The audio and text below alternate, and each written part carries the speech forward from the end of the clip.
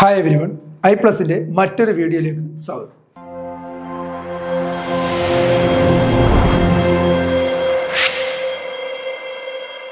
ഇന്ന് നമ്മൾ ഡിസ്കസ് ചെയ്യുന്നത് മെക്കാനിക്സ് ഓഫ് സോളിഡിലെ കുറച്ച് ക്വസ്റ്റ്യൻസുകളാണ്. ഇമ്പോർട്ടൻ്റ് ആയിട്ടുള്ള കുറച്ച് ക്വസ്റ്റ്യനുകൾ നമുക്ക് ഡിസ്കസ് ചെയ്യാം. സോ മെക്കാനിക്സ് ഓഫ് സോളിഡ് നമ്മൾ പഠിക്കുന്നതാണ്. മെക്കാനിക്സ് എന്ന് പറയുന്നത് എൻജിനീയറിംഗിൻ്റെ ഒരു പ്രധാനപ്പെട്ട ഒരു ബ്രാഞ്ച് തന്നെയാണ് മെക്കാനിക്സ് എന്ന് പറയുന്നത്. ആ മെക്കാനിക്സ് എന്തിനെക്കുറിച്ചായിരിക്കും അവിടെ പഠിക്കുന്നത്? മെക്കാനിക്സ് എന്ന് പറയുമ്പോൾ അവിടെ പറയുന്നത് റിലേറ്റീവ് മോഷനെ കുറിച്ചും and forces acting on A body, ഒരു ബോഡിയിൽ ആക്ട് ചെയ്യുന്ന ഫോഴ്സും അതുപോലെ തന്നെ എലമെൻറ്റുകൾ തമ്മിലുള്ള റിലേറ്റീവ് മോഷനെയൊക്കെ കുറിച്ച് പഠിക്കുന്ന ഒരു ബ്രാഞ്ചാണ് മെക്കാനിക്സ്. ആ മെക്കാനിക്സിനെ ഫർദർ ക്ലാസിഫൈ ചെയ്തിട്ടുണ്ട്.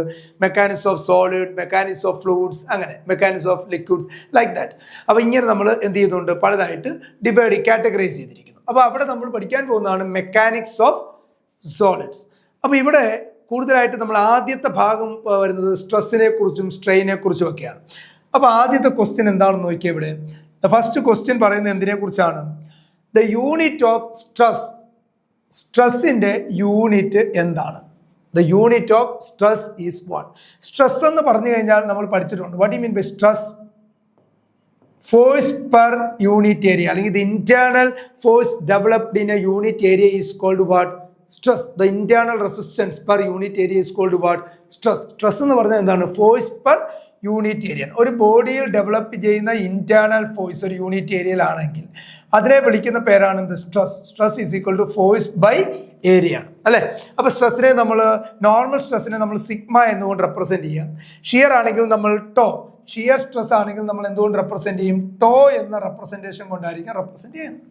അപ്പോൾ normal stress sigma is equal to force by area. ഫോഴ്സിനെ പി എന്നെടുത്താൽ പി ബൈ എ. അപ്പോൾ ലോഡിൻ്റെ യൂണിറ്റ് നമുക്ക് എന്താണെന്നറിയാം. ലോഡ് നമ്മൾ പൊതുവെ പറയുന്നത് ന്യൂട്ടൺ ആണ്. പെർ ഏരിയ നമ്മൾ പറയുന്നത് എന്താണ്? മീറ്റർ സ്ക്വയർ ആണ്, അല്ലേ? മീറ്റർ MM-ലൊക്കെ പറയാറുണ്ട്. അപ്പം മീറ്റർ സ്ക്വയർ എന്ന് എഴുതി കഴിഞ്ഞാൽ ദി സ്ട്രെസ് യൂണിറ്റ് എന്ത് വരും? Newton per metre square. So the unit of stress ഇവിടെ തന്നിരിക്കുന്നു newton. Newton per metre, newton per metre square, newton metre. അപ്പം ന്യൂട്ടൺ ഫോഴ്സിന്റെ യൂണിറ്റ് ആണ്. Newton per metre. അപ്പോൾ ഏരിയ വരത്തില്ല, പെർ യൂണിറ്റ് ലെന്തേ വരത്തുള്ളൂ. പെർ യൂണിറ്റ് ലെന്ത് വന്നാൽ അത് ന്യൂട്ടൺ പെർ മീറ്റർ ആകുന്നുള്ളൂ.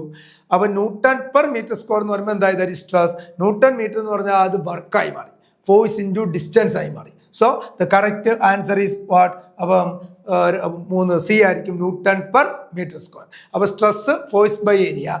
അവിടെ നമുക്ക് പഠിക്കേണ്ട മറ്റൊരു കാര്യമാണ്, സ്ട്രെസ് കഴിഞ്ഞാൽ അടുത്ത ആ സ്ട്രെസ് മൂലം എന്താ അവിടെ ഉണ്ടാകുന്നത്? സ്ട്രെയിൻ. സ്ട്രെയിൻ എന്ന് പറഞ്ഞാൽ എന്താണ്? Change in length. രണ്ട് ടൈപ്പ് സ്ട്രെയിനുകളാണുള്ളത്, അല്ലേ? ലോങ്ങിറ്റ്യൂഡിനൽ സ്ട്രെയിനും അതുപോലെ എന്താണ്? ലാറ്ററൽ സ്ട്രെയിനും. അപ്പം ലെന്തിലുണ്ടാകുന്ന വേരിയേഷൻ, ഒറിജിനൽ ലെന്തുണ്ട്, നമ്മളുടെ ലോഡ് കൊടുക്കുന്നതുകൊണ്ട് അവിടെ സ്ട്രെസ് ഡെവലപ്പ് ചെയ്യുന്നു, അതുമൂലം ലെന്തിൻ്റെ ഒരു വേരിയേഷൻ ഉണ്ടായാൽ change in length to the original ലെന്തിനെ നമ്മൾ വിളിക്കുന്ന പേരാണ് ലീനിയർ സ്ട്രെയിൻ എന്ന് വിളിക്കുക. Linear strain. അപ്പം ഒരു എലമെൻറ്റിനെ നമ്മൾ പിടിച്ച് വലിച്ചാൽ അതിൻ്റെ നീളം കൂടുന്നതോടൊപ്പം അതിൻ്റെ വണ്ണം അല്ലെങ്കിൽ തിക്നെസ് എന്ത് ചെയ്യും? കുറയും, അല്ലേ? അതിൻ്റെ ഡയമീറ്റർ എന്ത് ചെയ്യും? റോഡാണെങ്കിൽ അതിൻ്റെ ഡയമീറ്റർ എന്ത് ചെയ്യും? കുറയും. സോ അവിടെ ഉണ്ടാകുന്ന സ്ട്രെയിൻ നമ്മൾ വിളിക്കുന്ന പേരാണ് ലാറ്ററൽ സ്ട്രെയിൻ. Lateral strain. അപ്പോൾ ഈ രണ്ട് സ്ട്രെയിനുകളെ തമ്മിൽ റിലേറ്റ് ചെയ്യുന്ന ഒരു ഇതാണ് Poisson's ratio. It is a ratio between what? Lateral strain to the linear strain. Lateral സ്ട്രെയിനും ലീനിയർ സ്ട്രെയിനും തമ്മിലുള്ള റേഷ്യോ നമ്മൾ വിളിക്കുന്ന പേരാണെന്ത്? Poisson's ratio. പൊതുവെ ലാറ്ററൽ സ്ട്രെയിൻ എന്തിനേക്കാൾ കുറവായിരിക്കും? ലീനിയർ സ്ട്രെയിനേക്കാൾ കോമൺലി ജനറലി എന്തായിരിക്കും? കുറവ് ആയിരിക്കും. അപ്പോൾ സ്ട്രെയിൻ എന്തില്ല? No unit. സ്ട്രെയിൻ ഒരു ഡയമെൻഷൻലെസ് ക്വാണ്ടിറ്റി ആണ്. അപ്പോൾ അതിനുകൊണ്ട് ഒരു യൂണിറ്റും ഇല്ല. സ്ട്രെയിന് യൂണിറ്റ് ഇല്ല. സ്ട്രെസ്സിൻ്റെ യൂണിറ്റ് എന്താണ്? ന്യൂട്ടൺ പെർ മീറ്റർ സ്ക്വയർ ആണ്. അപ്പോൾ നമുക്ക് സ്ട്രെസ് എന്താണെന്ന് പഠിച്ചു? ഫോഴ്സ് പെർ യൂണിറ്റ് ഏരിയ ആണ്. അപ്പോൾ ഇത് യൂണിറ്റ് എന്താണ്? Newton per metre square. Newton per എന്താണ്? Metre square. അപ്പോൾ ഇതിൻ്റെ കറക്റ്റ് ആൻസർ എന്താണ്? The unit of stress is option C, newton per metre square. Second, strain is defined as. സ്ട്രെയിനെ എങ്ങനെ ഡിഫൈൻ ചെയ്യാം? Change in volume. Change in volume എന്ന് പറഞ്ഞു കഴിഞ്ഞാൽ സ്ട്രെയിൻ ആയോ? ഇല്ല. ഒരു വോളിയത്തിനുണ്ടാകുന്ന ചേഞ്ച്, അവിടെ സ്ട്രെയിൻ ആയില്ല, അവിടെ എന്തോ ഒരു തരത്തിലുള്ള ഡീഫോർമേഷൻ ഉണ്ടായി. അപ്പോൾ change in something with respect to original something. ഒറിജിനലായിട്ടുള്ള എന്തോ ഒരു കാര്യത്തെ നമ്മൾ ചേഞ്ച് ചെയ്യുക, അതുമായിട്ട് റെഫറൻസ് ചെയ്തുകൊണ്ട് ചേഞ്ച് ചെയ്തതിനെ നമുക്ക് പറയുവാണെങ്കിൽ അതിനെ നമുക്ക് സ്ട്രെയിൻ എന്ന് വിളിക്കാം. അപ്പോൾ ഇവിടെ strain is defined as change in volume. Correct ആണോ? അല്ല. ലോഡ് പെർ യൂണിറ്റ് ഏരിയ, അത് നമ്മൾ ഓൾറെഡി പറഞ്ഞാണ്. Load per unit area is not strain, that is stress. Change in length per original length, that is a correct answer. Strain is defined as what? Change in. Strain നമ്മൾ represent ചെയ്യുന്ന small letter E എന്നോ അല്ലെങ്കിൽ epsilon ഇങ്ങനെയോ നമുക്ക് strain എന്ത് ചെയ്യാം? Represent ചെയ്യാം. അപ്പൊ strain means change in length D L over original length L എന്നെടുത്താൽ change in length over original ലെന്തിനെ നമ്മൾ വിളിക്കുന്ന പേരാണ് normal strain or linear strain എന്ന് പറയാം. അപ്പൊ change in length per unit length ആയിരിക്കും? Change in length per unit length ആണ് എന്ത്? സ്ട്രെയിൻ. നൺ ഓഫ് ദിസ് എന്നാണ് last option. So correct option ഏതായിരിക്കും? The correct option is C, that strain is defined as change in length per original length. അപ്പം നമ്മൾ പറഞ്ഞല്ലോ ഇത് ഏത് strain ആണ്? Change in length to original length എന്ന് പറയുന്നത് ലീനിയർ സ്ട്രെയിൻ എന്ന് പറയാം. എന്താണ് ലീനിയർ സ്ട്രെയിൻ? അപ്പൊ ലാറ്ററൽ സ്ട്രെയിൻ എന്ന് പറയുന്നത് എന്തായിരിക്കും? ലാറ്ററൽ സ്ട്രെയിൻ എന്ന് പറഞ്ഞാൽ change in diameter to the original diameter, or change in breadth to the original breadth, or change in height to the original height, ഇതൊക്കെ പറയുന്നത് ലാറ്ററൽ സ്ട്രെയിൻ ആണ്. ഈ രണ്ടിൻ്റെയും കൂടെ റേഷ്യോയെ നമ്മൾ വിളിക്കുന്ന പേരാണ് മ്യൂ അല്ലെങ്കിൽ ന്യൂ എന്നൊക്കെ റെപ്രസെന്റ് ചെയ്യാം. അതിനെ വിളിക്കുന്ന പേരെന്താണ്? Poisson's ratio. എന്താണ്? Poisson's ratio. It is a ratio between lateral strain to linear strain. നമ്മൾ വിളിക്കുന്ന പേരാണ് Poisson's ratio. So strain is defined as change in length per unit length. That is the correct answer. മൂന്നാമത്തെ നോക്കിയേ, which of the following is a dimensionless quantity? ഈ പറഞ്ഞിരിക്കുന്നവയിൽ ആരാണ് dimension ഇല്ലാത്തത്? Already നമ്മൾ ഡിസ്കസ് ചെയ്തു കഴിഞ്ഞു. ആരായിരിക്കും? സ്ട്രെസ്സിന് ഡൈമെൻഷൻ ഉണ്ട്. What is a unit of stress?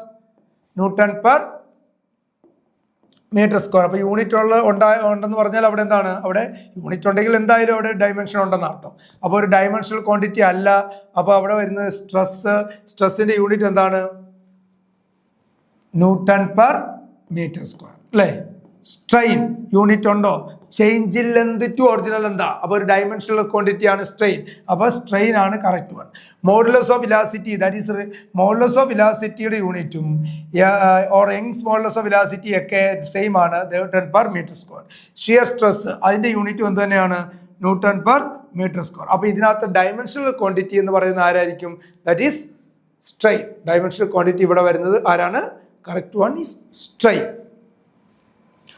Fourth one, in a stress strain curve, the point beyond the material does not return to original shape. അപ്പോൾ ഒരു സ്ട്രെസ് സ്ട്രെയിൻ കർവ് നമ്മൾ പഠിച്ചിട്ടുള്ളതാണ്, സ്ട്രെസ് സ്ട്രെയിൻ കർവുകൾ അല്ലേ? അപ്പോൾ ഒരു സ്ട്രെസ് സ്ട്രെയിൻ കർവ് ബ്രിട്ടിൽ മെറ്റീരിയലിനും ഉണ്ട്, അതുപോലെ ductile മെറ്റീരിയലിനും ഉണ്ട്. അപ്പം ഒരു ഡക്റ്റൈൽ മെറ്റീരിയൽ ആണെങ്കിൽ ഏകദേശം ഈ രീതിയിലായിരിക്കും ആ സ്ട്രെസ് സ്ട്രെയിൻ കർവ് പോകുന്നത്. ഈ രീതിയിലായിരിക്കും ആ കർവ് പോകുന്നത്. സ്ട്രെസ് ഉണ്ട്, വൈ ആക്സിസ് നമ്മൾ സ്ട്രെസ് എടുക്കാം, എക്സ് ആക്സിസിൽ നമ്മൾ എന്തെടുക്കാം? സ്ട്രെയിൻ എടുക്കാം. അപ്പം സ്ട്രെയിനും സ്ട്രെസ്സുമായിട്ട് നമ്മൾ വരിക്കുകയാണെങ്കിൽ ഈ ആദ്യത്തെ ഒരു പോർഷൻ എന്ന് പറയുന്നത് ലീനിയർ ആയിട്ടായിരിക്കും, സ്ട്രെയിറ്റ് ലൈൻ പോർഷൻസ് ആയിരിക്കും ഇത്രയും വരുന്നത്. ഇവിടെ വരെ വിളിക്കാം, അതിനെയാണ് പ്രൊപ്പോർഷണൽ ലിമിറ്റ് എന്ന് പറയുന്നത്. അവിടെ വരെ സ്ട്രെസ്സും സ്ട്രെയിനും ഡയറക്ട്ലി പ്രൊപ്പോർഷണലാണ്. ദെൻ ചെറിയൊരു വേരിയേഷൻ വരുന്നു, അവിടെ നമുക്ക് അടുത്ത പോയിന്റ് വരുന്നതാണ് ഇലാസ്റ്റിക് ലിമിറ്റ് എന്ന് പറയാം. ആ ലിമിറ്റ് വരെ നമ്മൾ ലോഡ് കൊടുത്താൽ ഡീഫോർമേഷൻ ഉണ്ടാകുന്നു, ലോഡ് റിമൂവ് ചെയ്താൽ തിരിച്ച് പ്രധാന ഷേപ്പിലേക്ക് വരുന്നു. പിന്നെ ഒരു പ്ലാസ്റ്റിക് സ്റ്റേറ്റിലേക്ക് പോയി ഈൽഡ് പോയിന്റ് വരുന്നു, പ്ലാസ്റ്റിക് സ്റ്റേറ്റിലേക്ക് പോയി പിന്നെ നമ്മൾ ഏറ്റവും വലിയ സ്ട്രെസ്സിലേക്ക് പോകുന്നു, അൾട്ടിമേറ്റ് സ്ട്രെസ്.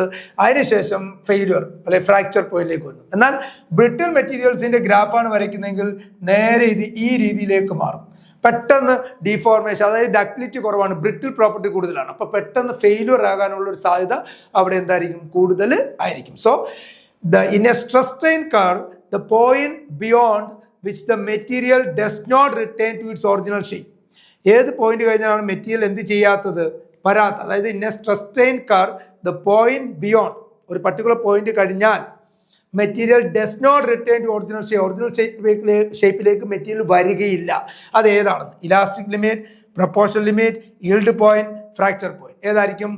ഇലാസ്റ്റിക് ലിമിറ്റ് ആയിരിക്കും. പ്രൊപ്പോർഷണൽ ലിമിറ്റിൽ സ്ട്രെസ്സും സ്ട്രെയിനും ഡയറക്ട്ലി പ്രൊപ്പോർഷണൽ ആണ്. ഈൽഡ് പോയിന്റ് പ്ലാസ്റ്റിക് സ്റ്റേറ്റ് ആയി മാറി, പെർമനന്റ് ഡിഫോർമേഷൻ ആയി. ഫ്രാക്ചർ പോയിന്റ് കംപ്ലീറ്റ് ഫെയിലിയർ ആയി മാറി. So that limit is what? The point beyond which material does not return to its original shape. Elastic limit ആണെങ്കിൽ നമുക്ക് എന്ത് ചെയ്യാൻ പറ്റും? ഈ റീഗെയിൻ ചെയ്തെടുക്കാനായിട്ട് പറ്റും. ഇവിടെ ചോദിച്ചിരിക്കുന്നത് എങ്ങനെയാണ്? The point beyond which material does not, പ്രത്യേകം ശ്രദ്ധിക്കണം, ഇവിടെ പറഞ്ഞിരിക്കുന്നത് ഡസ് നോട്ട് എന്നാണ്. അപ്പം ചെയ്യാൻ പറ്റുന്നതാണെങ്കിൽ അത് ഇലാസ്റ്റിക് ലിമിറ്റ് ആണ്. അതായത് ഇലാസ്റ്റിക് ലിമിറ്റ് വരെ നമുക്ക് ബോഡിയെ എന്ത് ചെയ്യാം, മെറ്റീരിയലിനെ നമുക്ക് റീഗെയിൻ ചെയ്യിപ്പിച്ച് കൊണ്ടുവരാം. ഇലാസ്റ്റിക് ലിമിറ്റ് വരെ നമ്മൾ ലോഡ് കൊടുത്താൽ ഡിഫോർമേഷൻ സംഭവിക്കുന്നു, ലോഡ് റിമൂവ് ചെയ്താൽ തിരിച്ചു വീണ്ടും ആ പഴയ അവസ്ഥയിലേക്ക് എത്തും. എന്നാൽ ഏത് പോയിന്റിലാണ് വരാത്തതെന്നാണ്, does not return to its, അത് ഏതായിരിക്കും? പ്ലാസ്റ്റിക് സ്റ്റേറ്റിൽ വരുമ്പോഴാണ് അത് ഈൽഡ് പോയിന്റ് ആണ്. ഈൽഡ് പോയിന്റിലേക്ക് എത്തിക്കഴിഞ്ഞാൽ പിന്നീട് എന്ത് ചെയ്യത്തില്ല, തിരിച്ച് വരില്ല. That correct answer is yield point. Fifth one, the region under the stress strain curve represent. നമ്മളിപ്പോൾ നമ്മൾ മുമ്പേ വരച്ച് കാണിച്ചാണ് സ്ട്രെസ് സ്ട്രെയിൻ കർവ് ഡക്റ്റൈലിൻ്റെയും ബ്രിട്ടിൽ മെറ്റീരിയൽസ്. ആ region under the stress strain curve, stress strain കർവിന് അടിയിലുള്ള റീജിയൻ എന്തിനെയാണ് റെപ്രസെൻറ്റ് ചെയ്യുന്നത്? സ്ട്രെയിൻ എനർജിയാണോ, ഈൽഡ് സ്ട്രെസ്സിനെയാണോ, ഫ്രാക്ചർ ടഫ്നെസ്സിനെയാണോ, മോഡുലസ് ഓഫ് റിജിഡിറ്റി ആണോ? ഏതിനെയായിരിക്കും? That is strain energy. The correct answer എന്തായിരിക്കും? സ്ട്രെയിൻ എനർജി ആയിരിക്കും. കാരണം അവിടെ സ്ട്രെസ് കൊണ്ട് എന്തുണ്ടായിട്ടുണ്ട്? സ്ട്രെയിൻ. അപ്പോൾ അവിടെ ഉണ്ടാകുന്ന ആ റീജിയനിൽ ഉണ്ടാകുന്നത് മുഴുക്കെ എന്തായിരിക്കും? സ്ട്രെയിൻ എനർജി ആയിരിക്കും. The relation E is equal to 2G into 1 plus mu connect. ഈ റിലേഷൻ ആണ് E is equal to 2G into 1 plus mu എന്ന് പറയുന്ന റിലേഷൻ എന്തിനെയാണ് കണക്ട് ചെയ്യുന്നത്? Young's modulus and bulk modulus, Young's modulus and shear modulus, shear modulus and poisons ratio, bulk modulus and shear modulus. അപ്പോൾ പല രീതിയിലുള്ള relations ഉണ്ട്. E is equal to 2G into 1 plus mu എന്നാണ്. G എന്ന് represent ചെയ്യുന്ന എന്തിനെയാണ്? Modulus of rigidity ആണ്. Modulus of rigidity, അതായത് മോഡുലസ് ഓഫ് റിജിഡിറ്റി ആണ് ദാറ്റ് ഈസ് ഷിയർ മോഡുലസ് എന്ന് പറയുന്നത്. ഇതാണ് യങ്സ് മോഡുലസും. അപ്പോൾ ഇവിടെ നോക്കിയേ, യങ്സ് മോഡുലസും ഷിയർ മോഡുലസും പോയിസൺസ് റേഷ്യോ എല്ലാം കൂടെ കണക്ട് ചെയ്യുന്ന റിലേഷനാണ് E is equal to 2G into എന്ത് വരുന്നത്? 1 plus mu എന്ന് വരുന്നത്. അതുപോലെ ഒരെണ്ണം ഉണ്ട്, മറ്റൊരു റിലേഷൻ ഉള്ളതാണ് E is equal to, അതും പഠിക്കണം. E is equal to 3K into 1 minus 2 mu. mu എന്ന് പറയുന്നത് പോയിസൺസ് റേഷ്യോ. ഇത് ബൾക്ക് മോഡുലസ് ഓഫ് വെലോസിറ്റിയും ബൾക്ക് മോഡുലസും. ഇവിടെ ബൾക്ക് മോഡുലസ് വരുന്നുണ്ട്, ഇവിടെ മോഡുലസ് ഓഫ് റിജിഡിറ്റി ആണ് വരുന്നത്. സോ അപ്പോൾ കൃത്യമായിട്ടുള്ള ആൻസർ ഇതിൻ്റെ ഏതായിരിക്കും? Young's modulus and shear modulus ആണ്. Young's modulus and shear modulus. Question number 7. Hooke's law is valid up to. Hooke's law എവിടെ വരെയാണ് valid?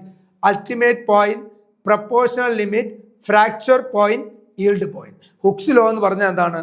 Within the elastic limit the stress is directly proportional to strain. അതിനെയാണ് നമ്മൾ പറയുന്നത് hooks law of elasticity എന്ന് പറയാം. Elastic ലിമിറ്റിലാണ്, proportional limit കഴിഞ്ഞിട്ട് നമുക്കൊരു limit ഉണ്ട്, അതാണ് ഇലാസ്റ്റിക് ലിമിറ്റ്. അപ്പം within the elastic limit stress is directly proportional to എന്തായിരിക്കണം? സ്ട്രെയിൻ. ഇലാസ്റ്റിക് ലിമിറ്റിൽ സ്ട്രെസ് സ്ട്രെയിന് ഡയറക്ട്ലി പ്രപ്പോർഷണൽ ആണെങ്കിൽ അതെന്ത് പറയാം? Hooke's law. അപ്പോൾ ഹുക്സ് ലോ വാലിഡ് ആകുന്നത് ഇവിടെ ഇലാസ്റ്റിക് ലിമിറ്റ് എന്ന് പറയുന്ന ഒരു പോയിന്റ് ഇല്ല, അൾട്ടിമേറ്റ് പോയിന്റ് വരെ പോകില്ല എന്തായാലും, പ്രപ്പോർഷണൽ ലിമിറ്റ് വരെ പോകും, ഫ്രാക്ചർ പോയിന്റിലോട്ട് പോകത്തില്ല, ഈൽഡ് പോയിന്റിലോട്ടും പോകത്തില്ല. So the correct answer is what? Proportional limit. Hooks law valid കറക്റ്റായിട്ട് 100% വാലിഡ് ആകുന്നത് ഒരു സ്ട്രൈറ്റ് ലൈൻ പോർഷൻ വരുന്നത് എവിടെ വരെ ഉള്ളൂ? Proportional limit. അത് കഴിഞ്ഞും ബോഡിക്ക് ഇലാസ്റ്റിറ്റി ഉണ്ടെങ്കിൽ ചെറിയ രീതിയിലൊരു കർവായി മാറുന്നുണ്ട്. ആ സമയത്ത് സ്ട്രെസ്സും സ്ട്രെയിനും ഡയറക്ട്ലി പ്രപ്പോർഷണൽ അല്ല. ഹുക്സ് ലോ പറയുന്നത് ഡയറക്ട്ലി പ്രപ്പോർഷണൽ ആണ്. അത് കൃത്യമായിട്ട് പാലിക്കപ്പെടുന്നത് ഏത് ലിമിറ്റ് വരെ ഉള്ളൂ? പ്രപ്പോർഷണൽ ലിമിറ്റാണ്. 8. Maximum shear stress occurs at. Shear സ്ട്രെസ്സും മാക്സിമം ഷിയർ സ്ട്രെസ് എവിടെയാണ് ഉണ്ടാകുന്നത്? പ്രിൻസിപ്പൽ പ്ലെയിനിലാണോ? 45 degree from the principal plane. Principal പ്ലെയിനിലാണോ? 45 degree from the principal plane ആണോ? എലോങ് ആക്സിയൽ ഡയറക്ഷനിലാണോ? എനി പ്ലെയിൻ ആണോ? എവിടെയാണ് മാക്സിമം ഷിയർ സ്ട്രെസ് ഉണ്ടാകുന്നത്? മാക്സിമം ഷിയർ സ്ട്രെസ് ഉണ്ടാകുന്നത് എവിടെയാണ്? Maximum shear stress. അപ്പോൾ ഏത് പറയാം നമുക്ക്? മാക്സിമം ഷിയർ സ്ട്രെസ് ഉണ്ടാകുന്നത് പ്രിൻസിപ്പൽ പ്ലെയിനിലാണോ? അല്ല. 45 degree from the principal plane ആണോ? എലോങ് ആക്സിയൽ ഡയറക്ഷനിലാണോ? എനി പ്ലെയിൻ ആണോ? സോ കറക്റ്റ് ആൻസർ ഏതായിരിക്കും? മാക്സിമം ഷിയർ സ്ട്രെസ് എപ്പോഴും ഉണ്ടാകുന്നത് 45 degree from the principal plane. Principal ലൈനിൽ നിന്ന് എത്ര മാറിയാണ്? 45 ഡിഗ്രി മാറിയാണ് മാക്സിമം എന്തുണ്ടാകുന്നത്? ഷിയർ സ്ട്രെസ് ഡെവലപ്പ് ചെയ്യുന്നത്. So correct answer is 45 degree from the principal plane. അടുത്തത് മോർ സർക്കിൾ ദ റേഡിയസ്. അപ്പോൾ മോർ സർക്കിളൊക്കെ നമ്മൾ പഠിച്ചിട്ടുള്ളതാണ്. അപ്പോൾ മോർ സർക്കിൾ എന്ന് പറയുമ്പോൾ നമുക്കൊരു മോർ സർക്കിൾ വരച്ചാൽ ഒരു സ്ട്രെസ് ടെൻസയിലും രണ്ട് സ്ട്രെസ്സും ടെൻസിലാണെന്ന് വിചാരിക്കാം. അപ്പോൾ ആദ്യത്തെ സ്ട്രെസ് സിഗ്മ 1, രണ്ടാമത്തെ സ്ട്രെസ് സിഗ്മ 2. അപ്പോൾ ഞാൻ ഇവിടുന്ന് സ്റ്റാർട്ട് ചെയ്തു. എ സി എന്ന് പറയുന്ന ഫസ്റ്റ് സ്ട്രെസ്, ലോങ് സ്ട്രെസ്, രണ്ടും ടെൻസൈൽ സ്ട്രെസ് ആണ്. ആദ്യത്തെ സ്ട്രെസ് എ സി എന്ന് പറയുന്നത്, രണ്ടാമത്തെ സ്ട്രെസ് എ ബി ആണ്. ദെൻ എ സിയുടെ എ ബിയുടെ ഇടയിലുള്ള പോയിന്റ് ബിയിൽ നിന്ന് ഒരു ബി സിയോ എ ബിയോ എടുത്ത് നമ്മൾ എന്ത് ചെയ്യുന്ന ഒരു സർക്കിൾ വരച്ചാൽ ആ സർക്കിളിനെയാണ് നമ്മൾ ഇത് പറയുന്നത് മോർ സർക്കിൾ എന്ന് പറയുന്നത്. രണ്ടും ടെൻസൈലാണെങ്കിൽ, രണ്ടിൻ്റെ മാഗ്നിറ്റ്യൂഡ് എന്താണെങ്കിൽ സെയിം ആണെങ്കിലാണ് ഈ പറയുന്നത്. അപ്പം ആദ്യം നമ്മൾ എന്ത് വരയ്ക്കണം? മോർ സർക്കിൾ എന്ന് പറയുമ്പോൾ നമുക്ക് രണ്ട് സ്ട്രെസ്സുകൾ കാണാം. അപ്പം രണ്ട് സ്ട്രെസ്സുകൾ ഉണ്ടെന്ന് വിചാരിക്കുക, രണ്ടും ടെൻസൈലോ ആണെന്ന് വിചാരിക്കുക. അപ്പോൾ ആദ്യത്തെ ടെൻസൈൽ സ്ട്രെസ് ഞാൻ വരച്ചു, അത് റെപ്രസെൻറ്റ് ചെയ്തു എ സി എന്ന് വരച്ചു. ആ സ്ട്രെസ് സിഗ്മ 1 എന്ന് റെപ്രസെൻറ്റ് ചെയ്യാം. രണ്ടാമത്തെ ടെൻസൈൽ സ്ട്രെസ് നമുക്ക് എ ബി എടുക്കാം, എ ബി. അടുത്ത നമ്മൾ ബി സിയുടെ സെൻറ്റർ എന്ത് ചെയ്യണം? മാർക്ക് ചെയ്യണം. ആ ബി സിയുടെ സെൻറ്റർ മാർക്ക് ചെയ്ത് ഒ എന്ന് വരും. എന്നിട്ട് ഒ ബിയോ ഒ സിയോ റേഡിയസ് ആയിക്കൊണ്ട് ഒരു സർക്കിൾ വരയ്ക്കുന്നു. ആ സർക്കിളിനെ വിളിക്കുന്ന പേരാണെന്ത്? More circle. ഇവർ ചോദിച്ചിരിക്കുന്നത് മോർ സർക്കിളിൽ റേഡിയസ് എന്തിനെ? ഈ റേഡിയസ് ഒ ബി അല്ലെങ്കിൽ ഒ സി എന്ന് പറയുന്ന റേഡിയസ് എന്തിനെയാണ് റെപ്രസെന്റ് ചെയ്യുന്നത്? ഇത് രണ്ടും ടെൻസൈൽ സ്ട്രെസ്സുകളാണ്, സിഗ്മ 1ഉം സിഗ്മ 2. അതുകൊണ്ടാണ് ഒരിടത്തേക്ക് വരച്ചത്. അപ്പം ഇവിടെ നിന്ന് ഞാനിനി ഈ പറയുന്ന പോയിന്റ് കൊണ്ട് ഈ O B O C radius ആയിക്കൊണ്ട് എന്ത് വരച്ചു? ഒരു സർക്കിൾ വരച്ചു. അതിനുശേഷം ഇനി നമ്മൾ എന്ത് ചെയ്യണം? ഇവിടെ നിന്ന് 2θ ഡിഗ്രി എടുത്തിട്ട് നമ്മൾ എന്ത് ചെയ്യുക? 2θ ഇന്റർവൽ എടുത്ത് ഒരു ലൈൻ വരയ്ക്കുക. അത് ഈ സർക്കംഫറൻസിൽ പോയി മുട്ടി അവിടെ നിന്ന് ഒരു വെർട്ടിക്കൽ ലൈൻ വരയ്ക്കുന്നു, ഒരു ഇൻക്ലൈൻ ലൈൻ വരയ്ക്കുന്നു. അപ്പൊ ഇത് റെപ്രസെന്റ് ചെയ്യുന്ന ഇവിടുത്തെ ടാൻജൻഷ്യൽ സ്ട്രെസ്സിനെയും ഈ എ മുതൽ ഇവിടെ വരെയുള്ള ലെന്ത് റെപ്രസെന്റ് ചെയ്യുന്നത് അവിടുത്തെ നോർമൽ സ്ട്രെസ്സിനെയും ഈ ഡയഗണൽ റെപ്രസെന്റ് ചെയ്യുന്നത് അവിടുത്തെ റിസൾട്ടന്റ് സ്ട്രെസ്സിനെ ആയിരിക്കും. ഇതാണ് ഒരു Mohr circle if 2 tensile stresses are acting. അപ്പൊ ഇവിടുത്തെ റേഡിയസ് ആയ ഒ ബി ഒ സി എന്തിനെയാണ് റെപ്രസെന്റ് ചെയ്യുന്നതാണ് ചോദിക്കുന്നത്. In Mohr circle the radius represent what? Radius എന്തിനെയാണ് റെപ്രസെന്റ് ചെയ്യുന്നത്? മാക്സിമം നോർമൽ സ്ട്രെസ്സിനെയാണോ? അല്ല. മിനിമം ഷിയർ സ്ട്രെസ്സിനെയാണോ? അല്ല. മാക്സിമം ഷിയർ സ്ട്രെസ്സിനെയാണോ? പ്രിൻസിപ്പൽ സ്ട്രെയിനെയാണോ? അപ്പോൾ ഓർത്തോണം, മോർ സർക്കിളിൽ റേഡിയസ് റെപ്രസെന്റ് ചെയ്യുന്ന എപ്പോഴും മാക്സിമം ഷിയർ സ്ട്രെസ് ആയിരിക്കും. Maximum shear stress. Question number 10. If a bar is heated, ഞാനൊരു ബാറിനെ എടുത്ത് നല്ല രീതി ചൂടാക്കാന്ന് വിചാരിച്ചു. While both end are fixed, end fix ചെയ്തില്ലെങ്കിൽ എന്താ സംഭവിക്കുന്നത്? ഞാൻ ചൂടാക്കുമ്പോൾ ബാർ എന്ത് ചെയ്യും? ഇലോങ്ങേറ്റ് ചെയ്യും, എക്സ്പാൻഡ് ചെയ്യും. ഞാൻ തണുപ്പിക്കുന്നു, ബാർ എന്ത് ചെയ്യും? ഇലോങ്ങേറ്റ് ചെയ്യും. അവിടെ സ്ട്രെസ് ഡെവലപ്പ് ചെയ്യേണ്ട ആവശ്യമില്ല. കാരണം നമ്മളവിടെ എങ്ങും ഫിക്സ് ചെയ്തിട്ടില്ല. ഒരു ബാർ എടുത്തു, ബാറിനെ നമ്മൾ ഹീറ്റ് ചെയ്തു, അത് തന്നെത്താൻ അതിൻ്റെ ടെമ്പറേച്ചർ കൂടി, അതെന്ത് ചെയ്തു? എന്താ പറയുന്നത്? അതിൻ്റെ ടെമ്പറേച്ചർ കൂടുമ്പോൾ സ്വാഭാവികമായിട്ട് ഇത് എക്സ്പാൻഡ് ചെയ്യും. ടെമ്പറേച്ചർ കുറഞ്ഞാൽ അതെന്ത് ചെയ്യും? തിരിച്ചു വരും, അല്ലേ? അപ്പോൾ അവിടെ എന്ത് ഡെവലപ്പ് ചെയ്യുന്നില്ല? സ്ട്രെസ്സുകളൊന്നും തന്നെ ഡെവലപ്പ് ചെയ്യുന്നില്ല. എന്നാൽ രണ്ടെൻഡും ഫിക്സ് ചെയ്ത് വെച്ചുകൊണ്ട്, നമ്മൾ എന്ത് ചെയ്ത് വെച്ചുകൊണ്ട്? ഫിക്സ് ചെയ്ത് വെച്ചുകൊണ്ട്, ഈ രീതിയിൽ രണ്ടെൻഡും ഫിക്സ് ചെയ്ത് വെച്ചുകൊണ്ട് ഒരു ബാർ എടുത്തിട്ട് ആ ബാറിനെ നല്ല രീതിയിൽ ചൂട് കൊടുക്കുകയാണെങ്കിൽ, ഹീറ്റ് ചെയ്താൽ എന്ത് സംഭവിക്കും? ഇതിന് എക്സ്പാൻഡ് ചെയ്യാൻ പറ്റുന്നില്ല. അവിടെ ഒരു ഒപ്പോസിഷൻ വന്നു, ഇവിടെ ഒരു ഒപ്പോസിഷൻ വന്നു. അങ്ങനെ ഒപ്പോസിഷൻ വരുമ്പോൾ ഇവിടെ എന്ത് ബിൽഡപ്പ് ചെയ്യും? ഒരു സ്ട്രെസ് ഇവിടെ എന്ത് ചെയ്യും?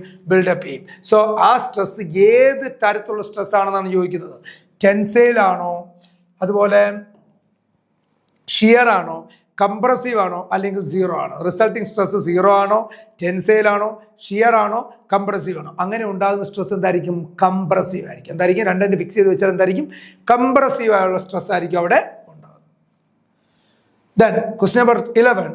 Change in length due to axial loading. Axial loading വഴിയുള്ള ചേഞ്ച് ഇൻ ലെന്തിന്റെ ഇക്വേഷൻ ഇതിലേതാണ്? നമ്മൾ ഓൾറെഡി പഠിച്ചാണ് സ്ട്രെസ് എന്താണ്? Load by area. അപ്പോൾ strain change in length by original. ഈ സ്ട്രെയിനെ നമുക്ക് വീണ്ടും ഒന്നുകൂടെ എഴുതാം. എങ്ങനെ എഴുതാം? സ്ട്രെസ്സുമായിട്ട് ബന്ധപ്പെടുത്തി എഴുതുക. നമ്മൾ പഠിച്ചിട്ടുണ്ട് ഹുക്സ് ലോ അനുസരിച്ച് സ്ട്രെസ് ബൈ സ്ട്രെയിൻ എന്ന് പറയുന്നത് Young's modulus of velocity. Hooke's law പറയുന്നത് എന്താ? Stress is directly proportional to what? Strain അല്ലേ? Stress is directly proportional to strain ആണ്. അപ്പോൾ അത് ഡയറക്ട്ലി പ്രപ്പോർഷണൽ മാറ്റാൻ, ഒരു പ്രപ്പോർഷണാലിറ്റി മാറ്റാൻ വേണ്ടി ഒരു കോൺസ്റ്റന്റ് മൾട്ടിപ്ലൈ ചെയ്യും. ആ കോൺസ്റ്റന്റ് ആണ് യങ്സ് മോഡുലസ് ഓഫ് വെലോസിറ്റി. അപ്പോൾ ഇവിടുന്ന് സ്ട്രെസ് ബൈ സ്ട്രെയിൻ ഈ ക്യാപിറ്റൽ ചെയ്യാന്ന് കിട്ടി. ഇവിടുന്ന് സ്ട്രെയിൻ ഈസ് ഈക്വൽ ടു എന്താണെന്ന് എഴുതാം? സിഗ്മ ബൈ ഇ എന്ന് വരും. ഈ രണ്ടെണ്ണം കൂടെ ഒന്ന് റിലേറ്റ് ചെയ്താൽ നമുക്ക് എഴുതാം സിഗ്മ ബൈ ഇ എന്ന് പറയുന്നത് എന്താണ്? Change in length by original length എന്ന് എഴുതാം. Sigma by E is equal to D L by L എന്ന് എഴുതാം. ഈ സിഗ്മയ്ക്ക് പകരം ഞാൻ പി ബൈ എ എന്ന് കൊടുത്താൽ, പക്ഷേ എ ഡിനോമിനേറ്ററിലാണ്, അപ്പോൾ സിഗ്മയുടെ അവിടെ ന്യൂമറേറ്ററിൽ പി എഴുതുക, ഡിനോമിനേറ്ററിൽ എ ഇട്ട് കൊടുക്കുക. അപ്പോൾ P by A is equal to എന്ത് വരും? ഡി എൽ ബൈ എൽ എന്ന് വരും. ഈ എൽ ഇങ്ങോട്ട് ക്രോസ് മൾട്ടിപ്ലൈ ചെയ്ത് കഴിഞ്ഞാൽ D L is equal to എന്ത് വരും? D L is equal to P L by A. അപ്പോൾ ഈ ഡി എല്ലിനെയാണ് നമ്മൾ പറയുന്നത് ചേഞ്ച് ഇൻ ലെന്ത് എന്ന് പറയുന്നത്. അപ്പം change in length due to എന്ത് loading? Actual loading is given by which equation? P L by A E by P L, P A by L A, P by A L. അപ്പോൾ correct answer നമ്മൾ derive ചെയ്തു എന്താ? P L by A E. So the answer is what? P L by A E. അപ്പോൾ ഇതിന്റെ correct answer എന്താണ്? P L by A E. Then next one is angle of twist. Angle of twist is directly proportional to what? Angle of twist arc directly proportional ആണ്. Torque, length, polar moment of inertia, both A and B. Angle of twist theta ആണ്. Theta arc directly proportional ആണ്. ടോർക്കിനാണോ, ലെന്തിനാണോ, polar moment of inertia ആണോ, അല്ലെങ്കിൽ both A and B ആണോ? ഏതാണ് correct answer? Angle of twist. നമ്മൾ ടോർഷന്റെ ഇക്വേഷൻ പഠിച്ചാണ്. T by J is equal to tau by R is equal to R will be the radius G theta by L.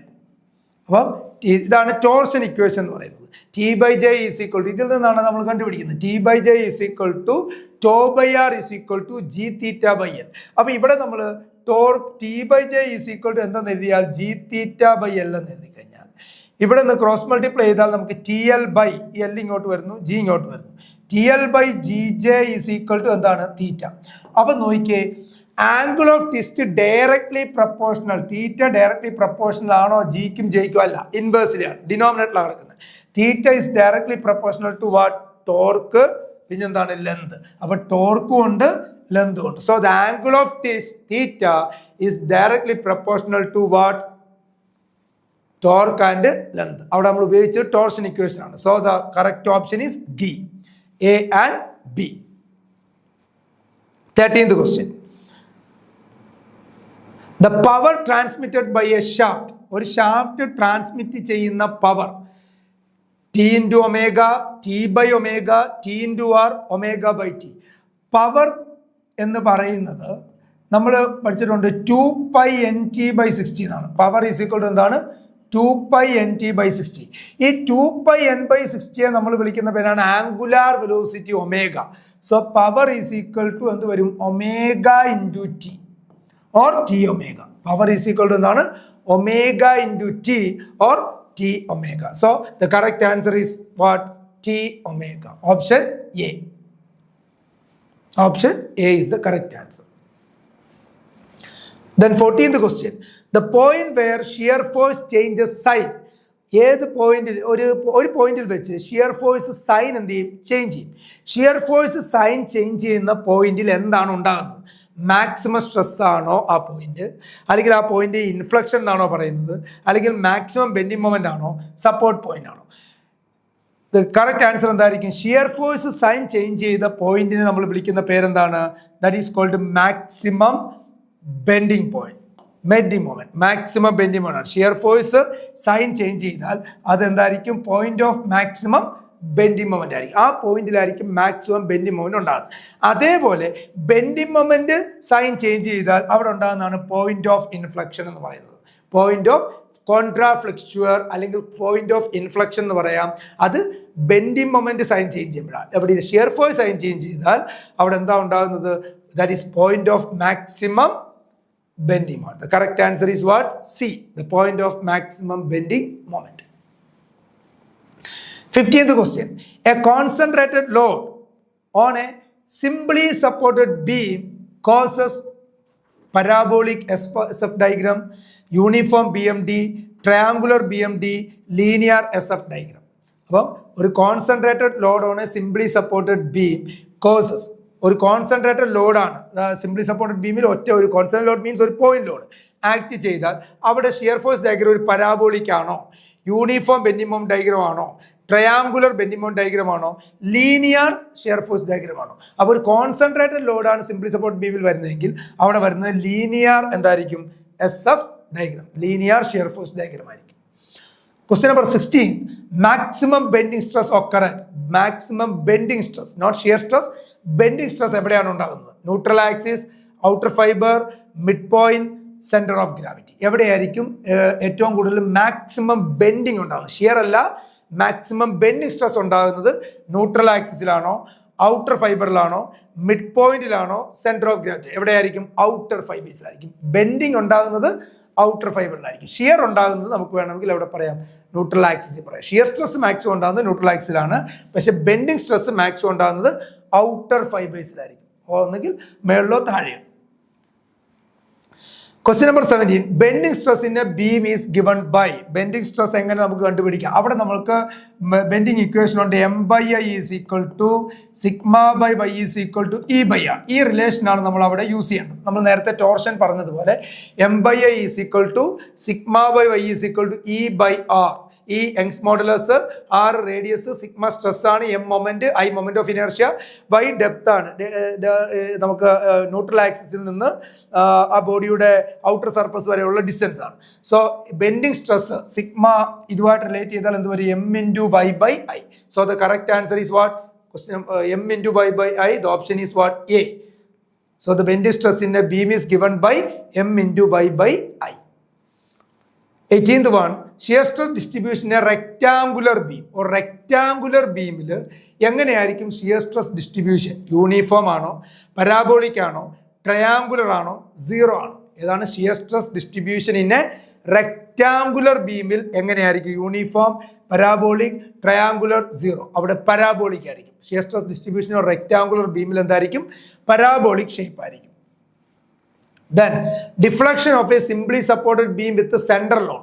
സെൻട്രലാണ് load വരുന്നതെങ്കിൽ ഒരു simply supported ബീമിന്റെ ഡിഫ്ലക്ഷൻ്റെ equation PLQ by 48EI, PLQ by 3EI, PL by EI, PL square by 2EI. അപ്പോൾ correct answer ഏതാണ്? Option B ആയിരിക്കും option വരുന്നത്. PLQ by 3EI എന്നുള്ള ഓപ്ഷനാണ് അവിടെ കറക്റ്റ് ആയിട്ടുള്ള answer. Okay, deflection of a simply supported beam with central load. അടുത്തത് question number 20. In a composite body which of the following will be the same in both material? ഒരു composite ബോഡിയിൽ ഏതായിരിക്കും ഇതിനകത്ത് രണ്ട് മെറ്റീരിയലും സെയിം ആയിട്ട് വരുന്നത്? സ്ട്രെസ് ആണോ, സ്ട്രെയിൻ ആണോ, സ്ട്രെസ് ആൻഡ് സ്ട്രെയിൻ ആണോ, none of the above? Correct. ഒരു കോമ്പോസിറ്റ് ബോഡിയിൽ എപ്പോഴും സെയിം വരുന്ന ഏതായിരിക്കും? Which of the following will B same in both material is stress. Stress ആയിരിക്കും സെയിം ആയിട്ട് വരുന്നത്. ഓക്കെ, ബാക്കിയുള്ള ക്വസ്റ്റ്യൻസുകൾ നമുക്ക് അടുത്ത വീഡിയോയിൽ ഡിസ്കസ് ചെയ്യാം. Thank you.